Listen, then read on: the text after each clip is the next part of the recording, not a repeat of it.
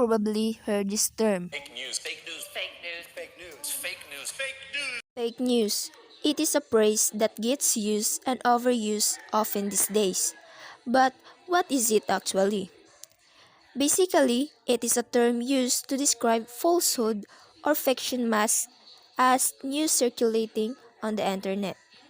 And with so much of it being shared online, how can you be so sure what you are seeing is true? Today, however, the phenomenon has re-emerged in a big way, so much so that 55% of those surveyed across nearly 40 countries have expressed concern about what is real and what is fake on the internet, and it is having the real-world effects. Nearly half of those surveyed in another study admitted to sharing misinformation they only found out later was made up. But with users around the world relying better sources, 24% avoiding those with less accurate reputations, not sharing news that they're uncertain about, and comparing multiple sources for accuracy. Fake news, fake news, fake news, fake news, fake news, fake news. Fake news has been used extensively by the news media in social media and in general discussions. In political context, calling something fake news is done to distract or discredit officials and to help spread misinformation. So, here are some ways on how to protect ourselves from misinformation or fake news. How to avoid fake news. So first, stop and fact. Check before you share.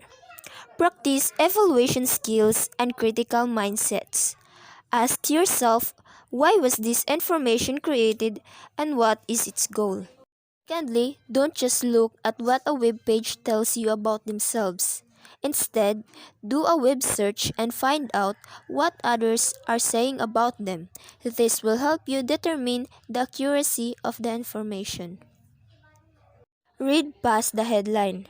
Reading past the headline will give you an opportunity to assess if what you are reading is true or not.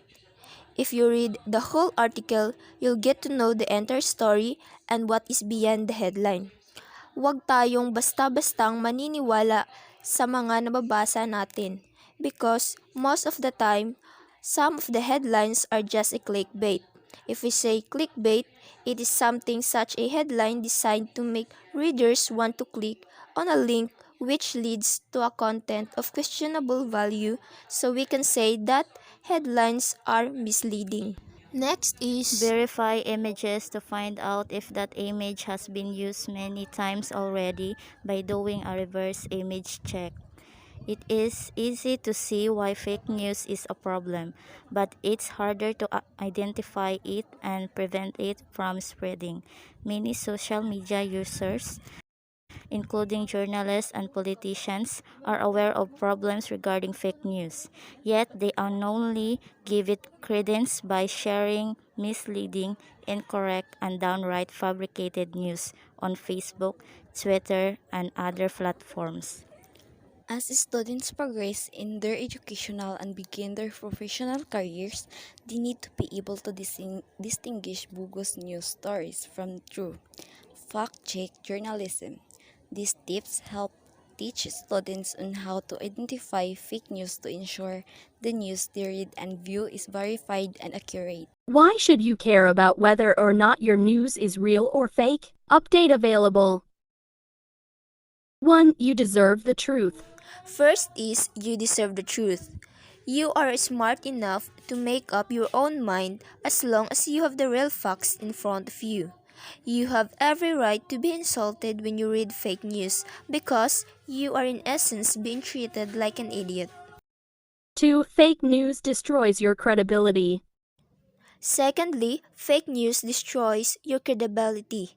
If your arguments are built on a bad information, it will be much more difficult for people to believe in you in the future. 3. Fake news can hurt you. Third is fake news can hurt you and a lot of other people. Purveyors of fake and misleading medical advice like Mercula.com and naturalnews.com help perpetuate myths like HIV and AIDS aren't related or that vaccines cause autism. These sites are heavily visited and their lies are dangerous. 4. Real news can benefit you. Lastly, real news can benefit you. Just like if you want to buy stock in a company, you want to read accurate articles about that company so you can invest wisely.